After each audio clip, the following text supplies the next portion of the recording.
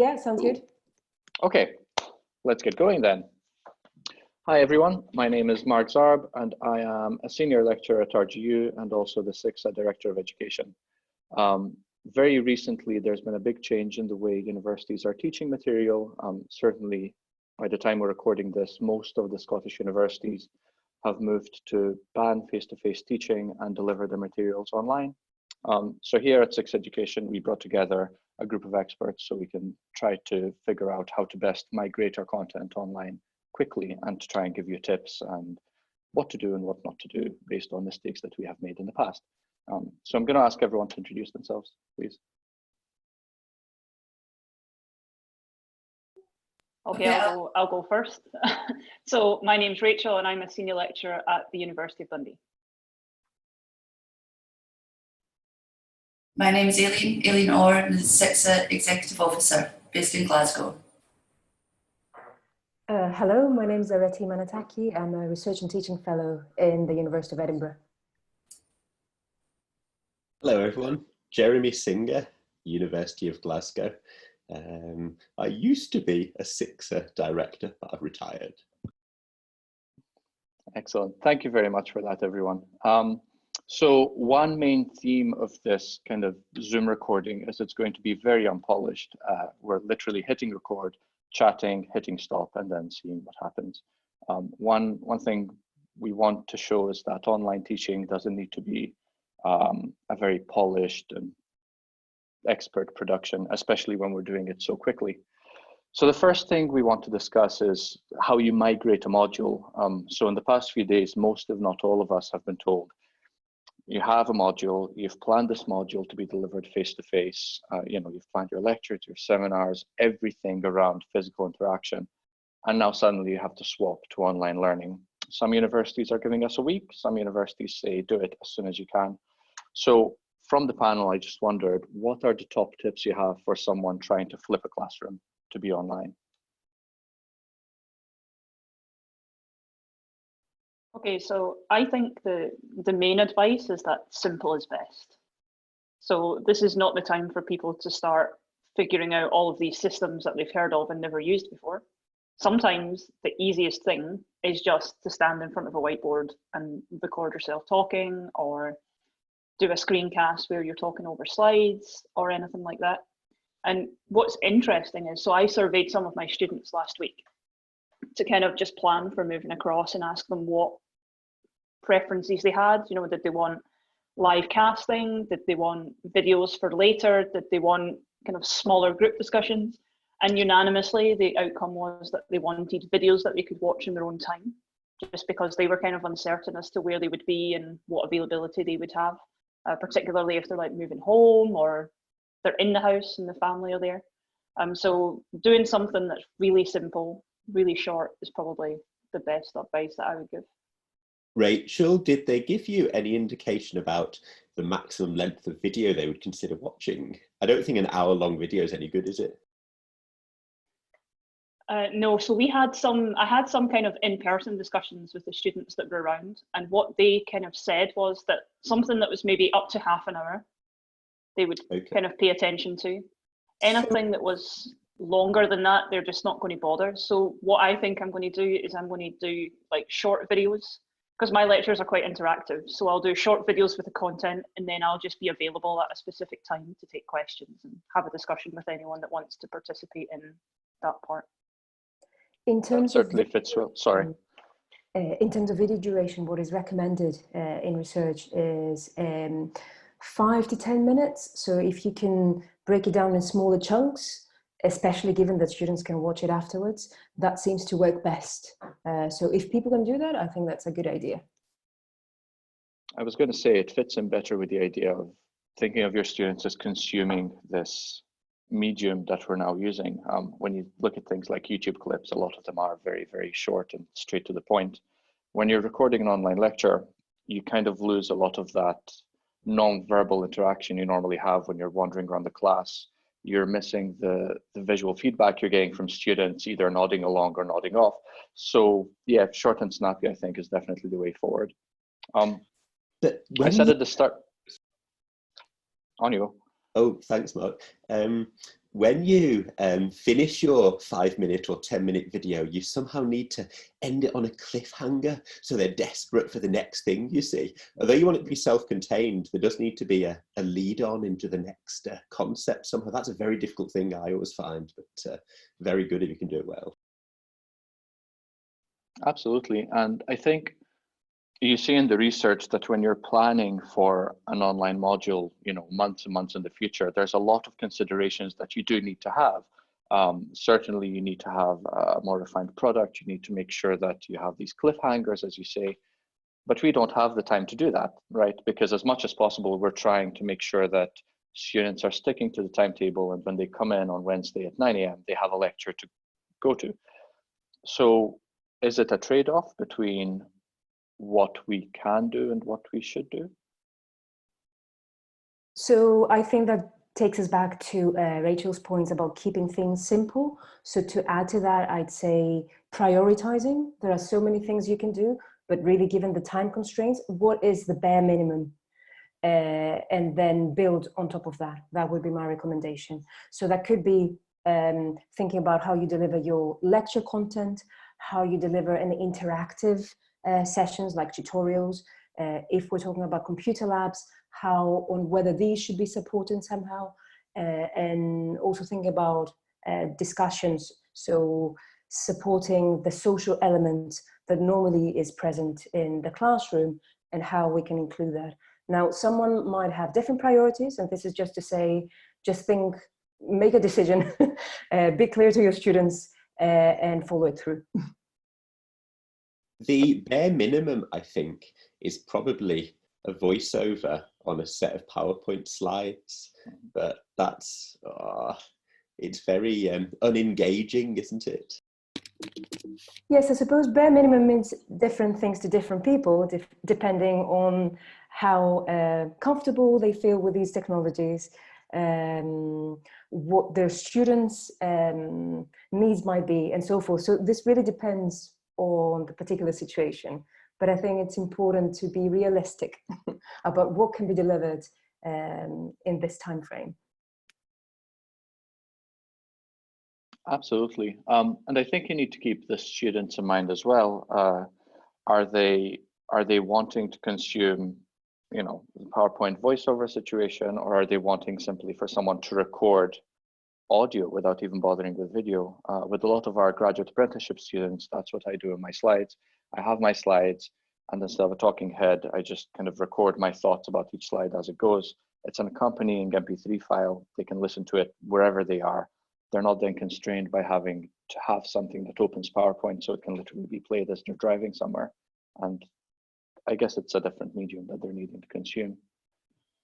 On that note, I might skip to the next point, which is student equipment. So on Twitter in the past weekend, there's been a lot of talk about students now needing to make sure that they have the correct equipment. And I think especially for us in computing, we're dealing with students who are comfortable with the technologies and are comfortable with consuming these technologies, but who maybe might not have the right equipment. What's the thought of the panel on that?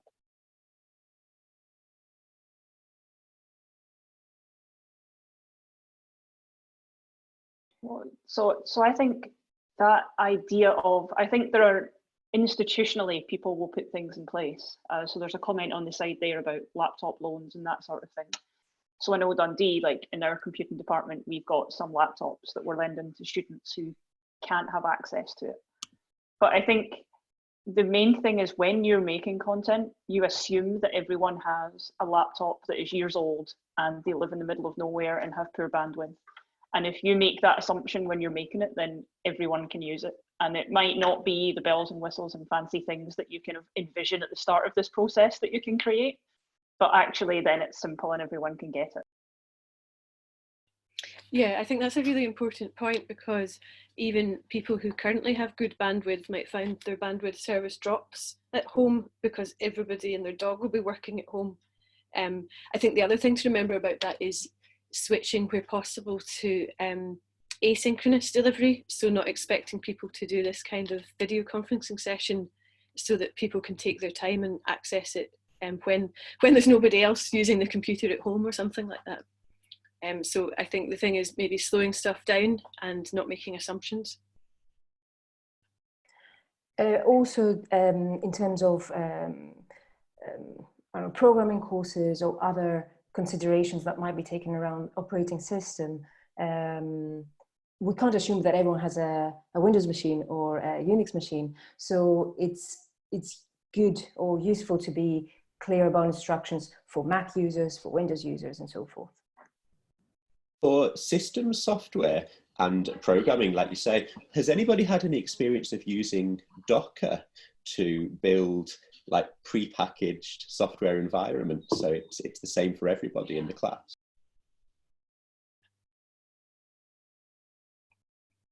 I've seen Docker, but I've never used it.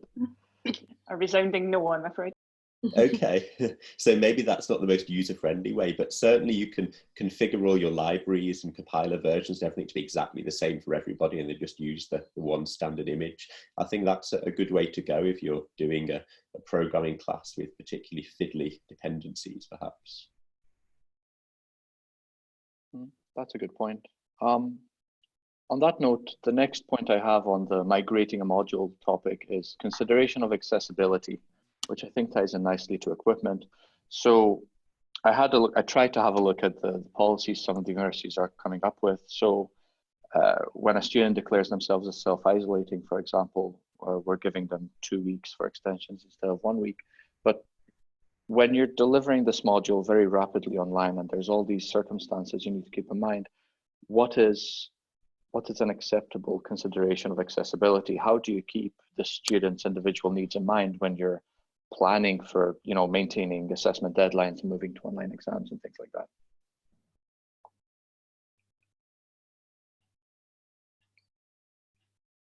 I mean, I think that's going to vary by university policies. Certainly at Edinburgh, the principal has said that, people come first and we'll let the bureaucracy update behind. Which I think is probably quite a good rule of thumb, is that we have to be aware that everybody's going to be working in very difficult situations.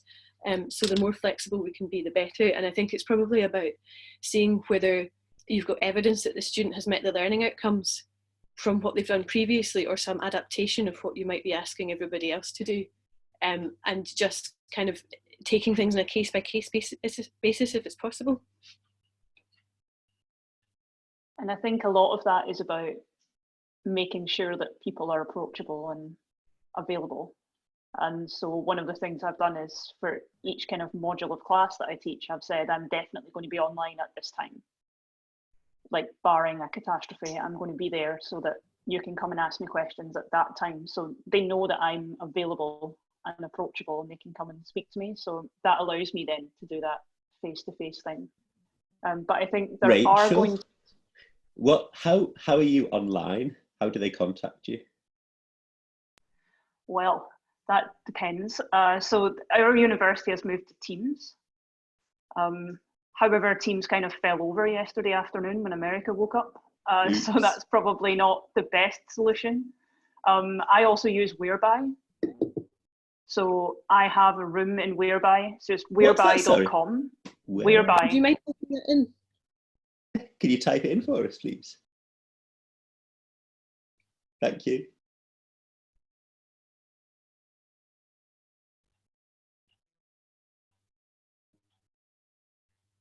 Are you muted again? I'll just click the button and unmute. Okay, so whereby.com, you sign up for a room, and then people knock on the door to come into the room, and it just takes a picture from their webcam, and then you can kind of let them in the room. So it's almost like an office door. That's the metaphor for it. But it means that it's just one link. Students don't have to sign up to anything. So when Teams falls over, there's this kind of backup of the room that you can go to. I know what you did just then. You pressed the space bar and your focus was in the chat window, wasn't it? Yeah. Oh, yeah. Oops. So, one question that I was wondering what colleagues think about is about sharing personal mobile numbers, because normally I would have an option, maybe if the students could phone my office phone if they can't get online or something like that, but they need to talk to me. But I don't really use a landline at home, so I would be giving out my mobile number, which I wouldn't normally do to students. Has anyone got any thoughts about that? I forwarded my phones. office number onto my mobile number. Yeah, same. Ah, okay. So students never see my mobile number, but that's where I get them. Okay, I never thought of that. Thank you very much. I wanted to pick on a point that Rachel mentioned before we jump to the next topic. You said you make yourself available online. Do you maintain the original timetable then? So if they're used to seeing you in class Tuesday 9 till 1, are you online for that class 9 to 1 on a Tuesday, or has that varied for you? So there's kind of two elements to that. One is that I've said I'm going to be available during this standard class time, because a lot of my other stuff's now becoming asynchronous, right? So I'm available in that time. But there's a caveat that if you can't meet me at that time, so international students that have gone home, let me know and we can do some other overlapping time that we have. So our advice certainly from Dundee University has been to keep to the schedule as best you can. I guess keeping a routine as much as possible in these times of change will help students. Yes, but then there's an element of bureaucracy needing to catch up afterwards. And that's partly the reason as well. Okay. So I can imagine a flood of emails and a flood of questions coming from students these days. So what I'd recommend is to keep that in mind and try to be as transparent as possible, so you don't have the same questions coming in individually that you're answering individually. So this is something that I've learned from running MOOCs, so massive grand scale courses. So for that, you can keep a frequently asked questions page on the course website, or even have a Google Doc that you're pointing to where students can add their questions and see your answers there. And that keeps things very clear for everyone, but also it saves you a lot of time. So then you can use the time that you have for individual interactions for the things that really matter to the students. I think the frequently asked questions is a great idea. We've used Padlet for that in the past, and the nice thing with that is the students can upvote the answers they think are most important, so they float to the top. But I think it's a really good way to avoid repeating yourself too often. Yeah. And I guess this is where tools like Teams or Slack come into use, having these online communities that students can join and see each other's responses. So as much as possible, you're trying to simulate being in that physical space and hearing from each other. I think that's very important. Certainly, Rachel and I did a nice piece of work on Slack last semester, which showed that. Little shameless plug there. Before we continue, I'm aware we never introduced Judy, so I just wondered, Judy, do you want to say a quick hello and introduce yourself? Hi, yeah, sorry to join you late. I'm Judy Robertson. I'm Chair of Digital Learning at the University of Edinburgh, in the School of Informatics and the School of Education. And the reason I was late is because I'm helping my School of Education colleagues work out what computers are, which is slightly unfair. But yeah, there's a lot of people who have a long and expert career in teaching face-to-face in schools, but they don't necessarily know about new technologies. So that's a very different group of staff to help them in informatics, where most people are very fluent with technology. Absolutely, and I think we're very lucky in a way in informatics, where our students, I've already said this before, are used to jumping on new technologies and using new things. So I think the issue for us won't be convincing them to use these tools, but maybe convincing them to use tools that they think might be outdated. Certainly, I won't mention the tools, but I've had students say, why are we using that when this is so much better and newer? I don't know if any of you have found that. I've definitely found that, but also I think staff as well have that problem. Not to call it a problem is unfair, but I think computing staff are often using industry standard tools that are different to tools that are in higher education. And it feels a little bit like we're having to go backwards, and that's frustrating. Like, certainly I'm extremely frustrated by that at the moment. So I think for staff, that's also a challenge. That is that the most appropriate tool, and how do I communicate that to people that it's good or not good? I think it's also problematic if people are experimenting with tools that aren't GDPR compliant. Yep. Particularly, we have to be aware of students' privacy and so on. So you know, on one hand, we want to innovate to get the best classes we can and the best experience for the students. On the other hand, the university here certainly want us to use a core set of tools because they've already checked them out for GDPR. So I guess it's just trying to balance that.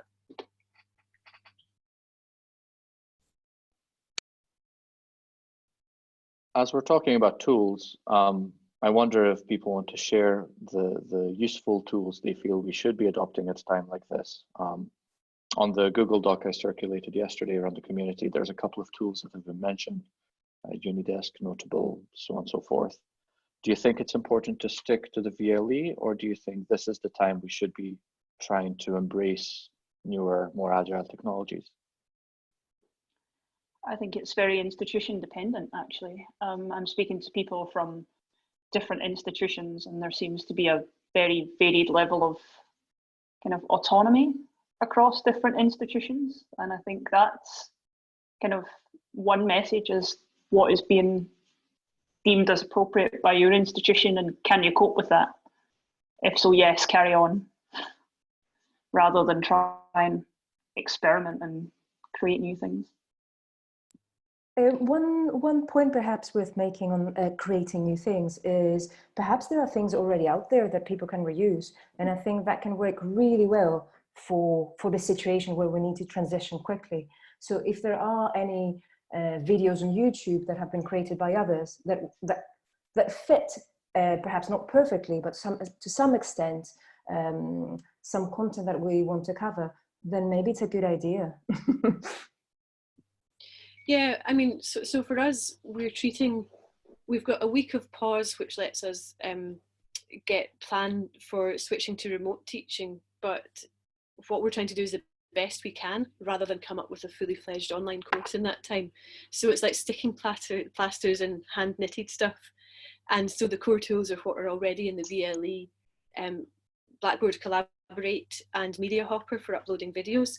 But you know, I'm saying to people, if you've got lecture recordings from last year, why not use those again rather than re-recording a new lecture? And it's probably not exactly what you'd have said, but it'll save you time and let you, for example, deal with student queries. So it's about, I suppose, managing your time in this crunch period until the end of semester, because chances are that the start of next semester will be shifted and we'll have quite a lot longer time to plan to switch to a well-designed online course. But for now, it's just getting through with the best you can do for the students you've got and the tools you're being asked to use.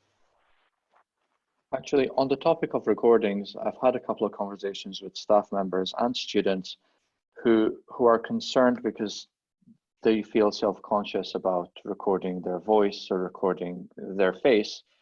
Certainly, when I started recording my lectures, that was something that I was very self-conscious about, you know, having to project yourself and keep a version of yourself online. But then how important is it that staff record their faces and that students join us using webcams? I just wondered what your thoughts are on that. So my colleagues in digital education here, they've been teaching online for years, and in their view, it's quite important for the staff member to show a human presence, to be a friendly face, so that the students can get to know them.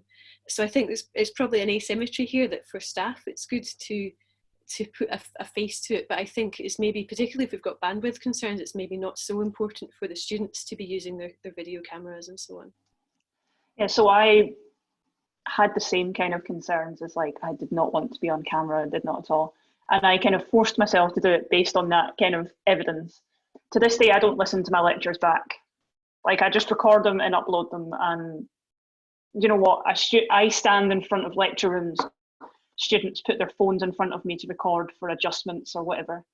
And so I kind of have got to the point where it's not any different than that. You don't have to watch it back and be aware of yourself there. Just put it out there and it's gone. At the end of the day, what we're doing, sorry, at the end of the day, what we're doing is supporting the students. So I think at this stage, you know, being self-conscious is perhaps second priority. Yes, I think it's good that we can show our faces, like you say. And I agree with you, Judy, about the asymmetry.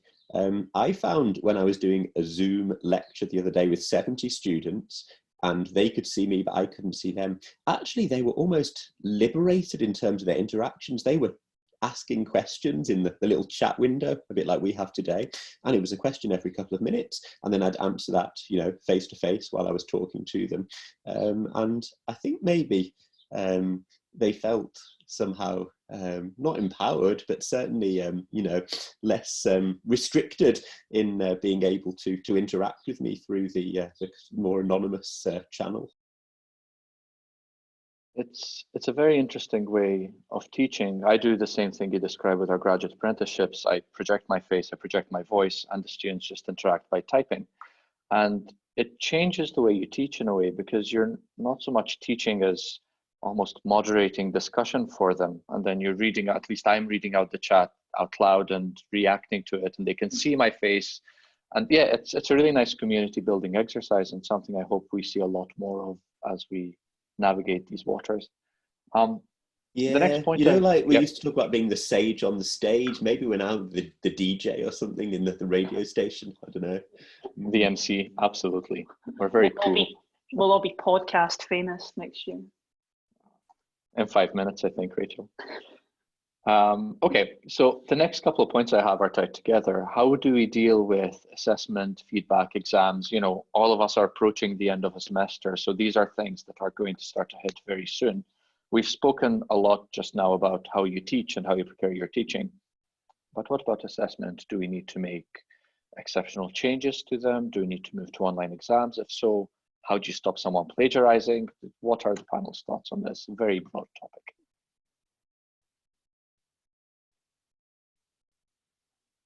I can start by answering your last question, which is about how you stop someone plagiarizing. And one way to work around this is to invite students to give something like a 5-minute presentation or a 5-minute Q&A with you to make sure that it was them that did the assignment. Wow, so a mini Viva for every student. Yes, for every student, or for every group of students. So again, this depends on the particular circumstances. So how big the cohort is, how many assignments you're expected to mark. But yeah, this is one of the recommendations that I've been given in the past. I think there's probably a lot we can do in terms of turning written exams into online assignments with tools like Turnitin. We do assess through 100% coursework courses. Maybe it's time that some of our exams moved to that, and maybe you change what was in the exam. But I think quite often if it's a written exam question, you can imagine doing it as an essay style thing without too much difficulty. And, you know, going back to the thing about what you really need to do is make sure that you can demonstrate that students have met the learning outcomes of the course. There's probably lots of ways to do that. We're living in extraordinary times, so I guess we can't be too picky just now. I like both those ideas, the idea of asking a student to reflect Viva style on the learning outcomes, but then also the idea that an exam, a written exam, should as much as possible be essay style, because again, they're meant to be reflecting on their learning. So maybe what we'll see is a move away from, you know, the short 2-mark questions towards more of a reflect on what you've learned, the build me this case study, tell me how you would approach the situation instead. Yeah, I mean, certainly, I think what we'll find is that for first and second year students, it's less of a priority, right? A lot of places have said, we're just not holding exams for first and second year. If you've not met that outcome, there'll be an alternative. If not, you're done. And then for later years, I think the exams tend to be like that anyway. So I think it's less of a concern for later years exams, that very few of them will be group work, define this type questions. So I think it will be easier than people think to move the exams. And also in terms of supporting the student learning and moving away from assessment and focusing on feedback, if someone decides to have to flip the classroom, so have some synchronous session where there could be some sort of exercise-based discussion or debate an interactive session, then that is a good opportunity to provide feedback to the students. Yeah, because one of the challenges of doing that, I guess, is where students are located now as well. Right, so our original solution was, well, the exams will be done in a Word document and uploaded, and instead of giving them 2 hours, we'll add 50% and make it 3. And you're like, yeah, what about the person in Malaysia who's asleep at that time? Like, oh, maybe we'll rethink. So it's interesting, even just within institutions, that kind of the initial thought, and we're so much further than that initial thought that we had when we first heard we were going to change. And I think it keeps on evolving, because you can imagine if you have, I don't know, an Arduino class and the assessment was originally for them to build something and show you it. Well, now they're all dispersed and they don't have their own equipment. What do? Do you mail out the Arduino pieces to everyone? Do you force them to come together? Do you do it on an emulator? You know, You use Tinkercad. You use Tinkercad, absolutely. But there's all these alternative tools, I think, that people may not have considered when they build the face-to-face approach, because it was so obvious that we would teach face-to-face. And now it's a great time of discovery for everyone, which is both liberating and terrifying, I think, in equal measure. Yeah, I mean, I think it's less terrifying if you're planning for how you'll teach that course next semester. But for now, I mean, my feeling is, it's given what I know about these students from the last however many weeks, can I let them pass this course? Have they demonstrated they've learned enough of what I was trying to teach them? Because I think the logistics of trying to mail stuff out to people will be horrendous at the moment. So, you know, it's trying to find fixes just now, and then if there's anything that you can do, like getting them to, I don't know, upload a presentation of them talking through what they've built if they happen to have the hardware at home, but not assuming that everyone can do that. And I think this takes us back to Rachel's point at the beginning about keeping things simple, which I think we should keep things simple throughout the learning experience, including assessment, and keep things simple for ourselves as well as educators. Absolutely. Now is not the time to be fancy and try to do a whole lot of post-production. I think we're in a very agile time. Even organizing this session, we sent the email on Friday, and this is Tuesday and we're recording it. But it just goes to show that these things can be done rapidly. And I think viewers watching this later will see that it's very unrefined. We're talking over each other, we're forgetting to unmute. And a lot of people get stuck on that level of detail when they're trying to produce a session for students. But I think it's okay for students to see that, you know, we're not perfect and we're reacting with the times as they are. Certainly, I think it humanizes us an awful lot more. Yeah, you wait till you see the automatic subtitles as well. They'll be totally wrong. I've just noticed that Denai has brought up a point in the chat window here. So Denai is saying, I would assume people with dyslexia would find it challenging having to write essays regularly. I guess that is true, although we would hope by this point in the academic year that people with dyslexia have already registered with the University Disability Service or have made themselves known to the university in some other way. And so they would have a schedule of adjustments, or maybe it's called something different at your university, but we would know about that from the student record system, and then it would be keeping in mind, are any changes to assessment likely to disadvantage this group of students, and how can I adjust for it? And, you know, it depends what people's support arrangements are. I guess, you know, quite often in exams, you get those stickers that say, I have dyslexia or dysgraphia, please ignore my handwriting. You know, so when you're marking the exam script, that you take that into account. We may just have to be aware of that when we're checking our essays. Usually people with dyslexia, I think, find it more of a strain to handwrite exams than they would to write an essay using a word processor.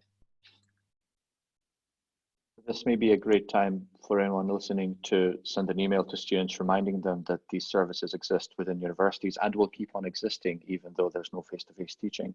So if you've not registered yet, this might be the time you want to get that extra level of support. Which brings us nicely to my next point, which was, how do we support our students through this time? We've spoken a lot about academic support, but what about pastoral care? You know, those students that come to our door and open their hearts out to us. what do we do with them? Do we have office hours? Do we have alternative measures in place? What are you doing?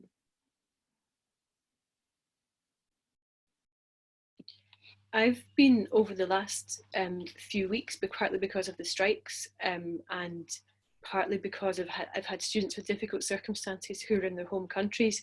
I've been doing a lot by Skype or by phone anyway. And that seems to be working well. And in a way, sometimes I find that talking to the students on the phone, you can build a rapport and they're willing to talk to you in a way that they might find awkward if they were sitting in front of you in the office. There's something I think that students find slightly intimidating, maybe coming to an office and speaking to a lecturer they don't know, but on the end of a phone, maybe it isn't quite so bad. So I think it's possible to be a friendly ear for people and just kind of being a bit respectful about what way is going to be best for them.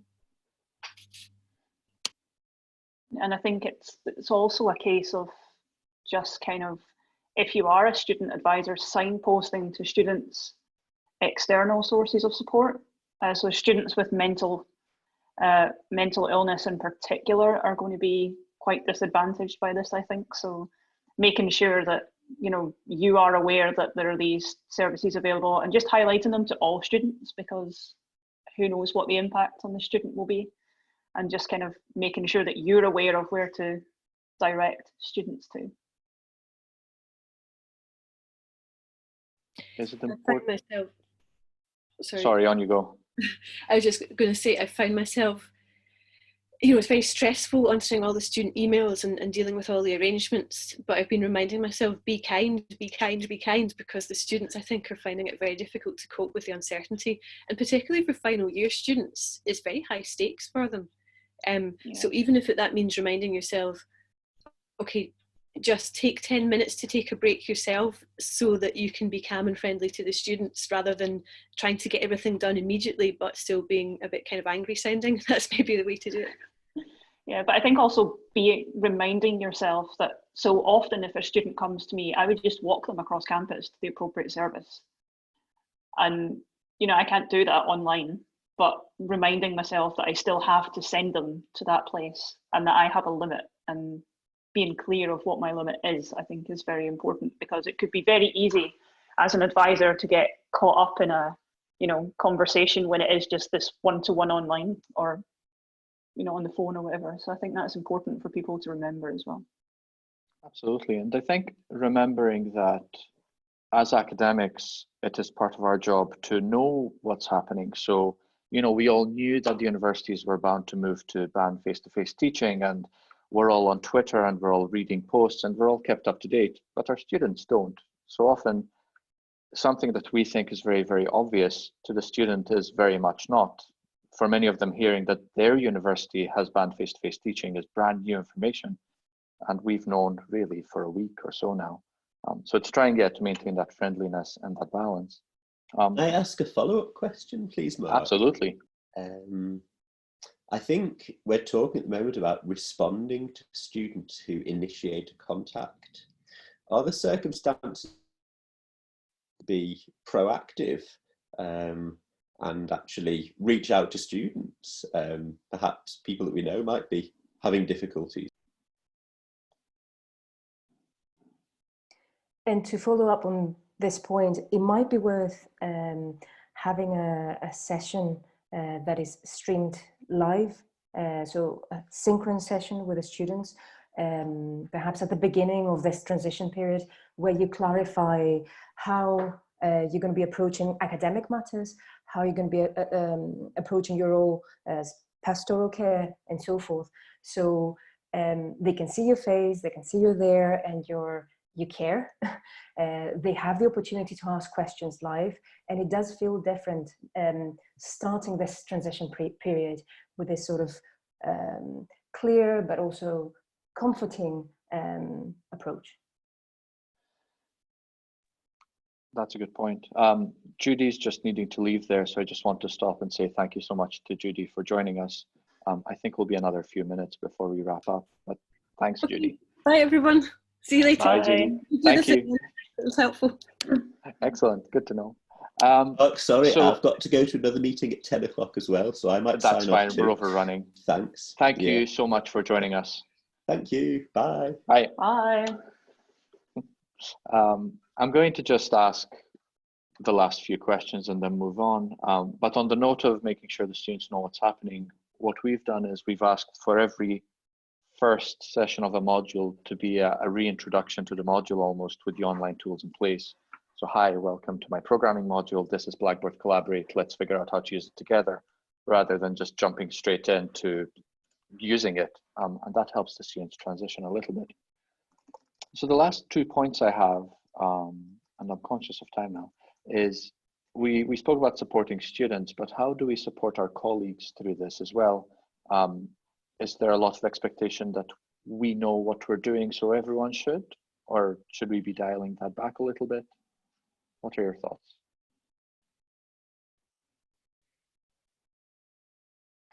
So I think just like students, there's a lot of uncertainty about how things might unfold. I think it's the same with colleagues. So being kind should be something that we keep in mind, not just for our students, but also for our colleagues. So my recommendation would be to be clear about, perhaps manage their expectations, the ones of students and the ones of colleagues, and also be clear about your priorities. So perhaps say you're working with tutors for delivering your course, things have changed. So you might have rethought about priorities, be clear about what these priorities are, what the action plan is, what is expected from them. Yeah, and I think also flexibility, like making it clear that just because I suggest this thing doesn't mean that's the thing that you need to do.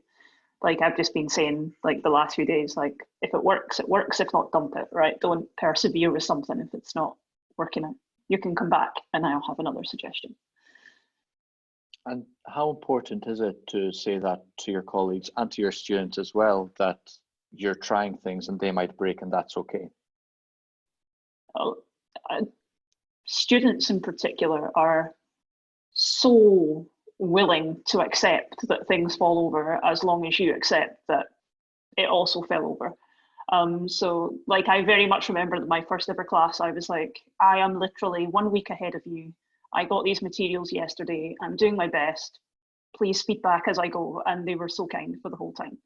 And I think that this is kind of just the same memory of that, that as long as you are clear that you are as much in the dark as they are, then it becomes a togetherness rather than you become just the facilitator in the whole process rather than them expecting that polished thing, which is hard for some people to do, actually. That's very difficult for some people to upfront say, I have no idea what I'm doing.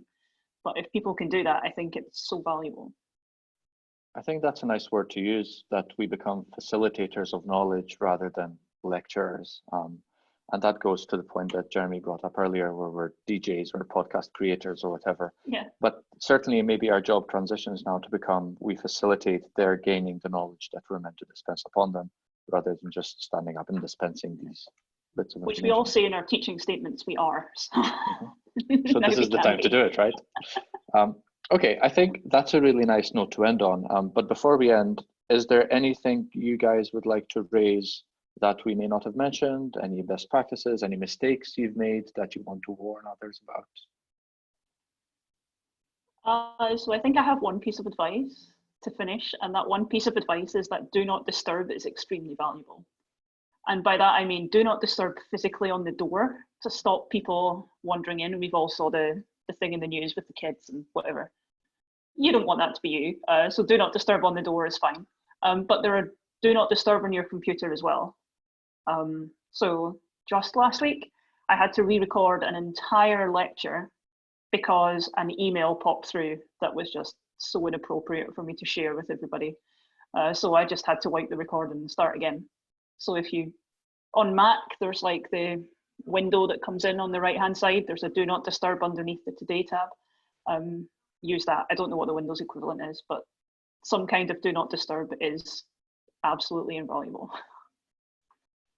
Absolutely.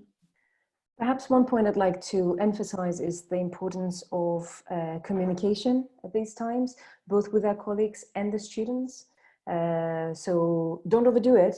but make sure you are in contact with your students. And yeah, just to reiterate, keep things simple, and perfect really is the enemy of the good, of good. So I like that. Perfect is the enemy of good. Yeah. That is such a nice note to end on. Be kind. Absolutely. So I think I'd like to thank the panel for joining us. I think this was a really interesting discussion. So thank you to Judy, Jeremy, Danai, Rachel, and Areti for being here and for sharing your thoughts. If you're viewing this at some point in the future, feel free to comment, feel free to let us know what you thought. If this was something that you think is useful and you want to see us explore a different topic, let us know by all means. SICSA Education is a community, so we should be supporting each other through these times. And my lights just went off there. So I think that's very much an indication that time is up. So thank you very much. I don't know if you guys want to say goodbye. Well, thank you very much. I'm waving to try and get the light sensor back on. But yeah, thank you so much. Hope you have a wonderful day ahead.